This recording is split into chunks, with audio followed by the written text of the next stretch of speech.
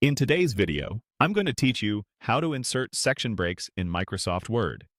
Section breaks let you change the layout of parts of your document without affecting the whole file. Use them when you need different headers or footers, separate page numbering, new margins, landscape pages inside a portrait document, or unique column layouts for just a few pages.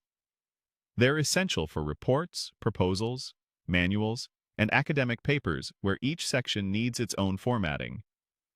Start by placing your cursor exactly where you want the new section to begin. Then look to the ribbon at the top of Word. Click on the Layout tab to open the Page Layout tools. This tab controls size, margins, orientation, columns, and, most importantly for us, breaks. Next, click on Breaks. You'll find this button in the Page Setup group on the Layout tab. Clicking it opens a menu with two main areas: page breaks and section breaks. Page breaks simply move content to a new page, but they don't create an independent section. For layout changes, we need a true section break. Now navigate to the Section Breaks area in that menu and choose the break that fits your goal. Choose Next Page to start a new section at the top of the next page.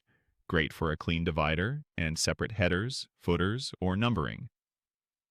Pick Continuous to begin a new section on the same page. Ideal for switching to or from columns or changing header and footer rules mid-page. Select Even Page to begin on the next even-numbered page, or Odd Page to begin on the next odd page, handy for double-sided or book-style layouts. After you choose the break, Word inserts it at your cursor. From there, the sections operate independently. For example, switch just that section to landscape, or make only that part 2 columns while the rest stays single column. If your headers or footers continue from the previous section, turn off Link to Previous to make them unique for the new section. To see exactly where the break sits, turn on Formatting Marks so the section break label appears in your document. That makes editing and deleting breaks much safer. And that's it. Click Layout, click Breaks, then choose the right section break for the job. Use them thoughtfully and your long documents will be cleaner and easier to manage.